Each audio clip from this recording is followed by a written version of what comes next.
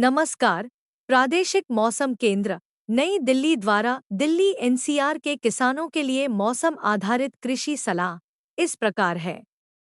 दिल्ली में 28 से 30 जुलाई तक आसमान में आम तौर पर बादल छाए रहेंगे।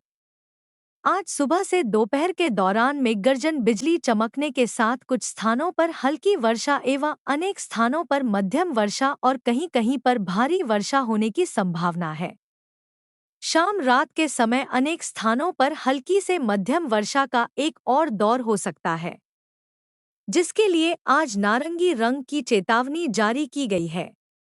29 जुलाई को सुबह से दोपहर के समय अधिकांश स्थानों पर बहुत हल्की से हल्की वर्षा होने के साथ कुछ स्थानों पर मध्यम वर्षा होने की संभावना है। शाम रात्रि के समय अनेक स्थानों पर बहुत हल्की से हल्की वर्षा होने के साथ कहीं-कहीं पर मध्यम वर्षा होने की संभावना है। 30 जुलाई को सुबह से दोपहर के समय अनेक स्थानों पर बहुत हल्की से हल्की वर्षा होने के साथ कहीं-कहीं पर मध्यम वर्षा होने की संभावना है। रात्रि के समय अनेक स्थानों पर बहुत हल्की से हल्की वर्षा के एक और दौर होने की संभावना है, जिसके लिए 29 और 30 जुलाई को पीले रंग की चेतावनी जारी की गई है।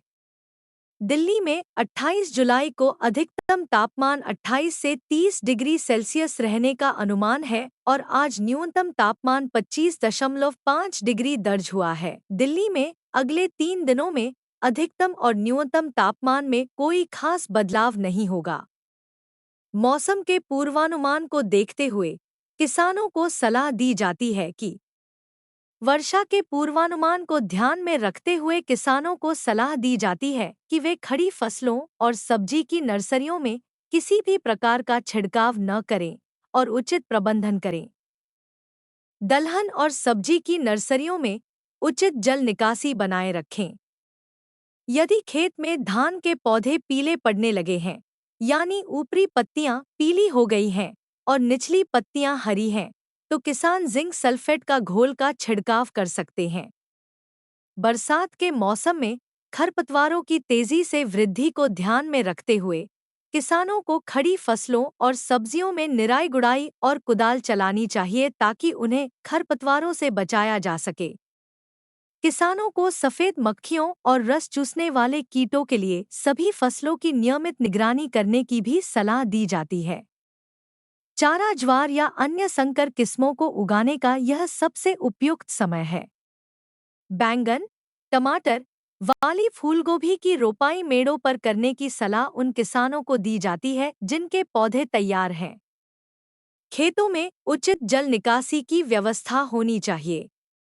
किसानों को ग्वार मूली, ग्वार, सेम, पालक, चौलाई और भिंडी की बुवाई मेड़ों पर करने की सलाह दी जाती है। उन्हें प्रमाणित स्रोतों से अच्छी गुणवत्ता वाले बीज प्राप्त करने की भी सलाह दी जाती है। बरसाती मौसम में प्याज की रोपाई या सीधे तैयार खेतों में बुवाई करनी चाहिए। खेतों में उचित जल निकासी की व्यवस्था होनी चाहिए। किसानों को इस सप्ताह मीठा मक्का और बेबी कॉर्न की बुवाई करने की सलाह दी जाती है। मधुमक्खियां सब्जियों की फसलों में परागण का महत्वपूर्ण स्रोत हैं, इसलिए मधुमक्खी पालन को बढ़ावा दिया जाना चाहिए।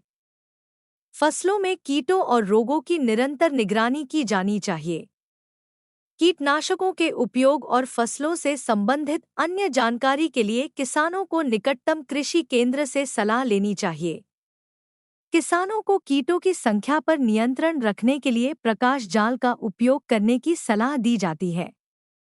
किसानों को नेट हाउस में गेंदे की नर्सरी तैयार करने की सलाह दी जाती है। खेतों में उचित जल निकासी की व्यवस्था होनी चाहिए।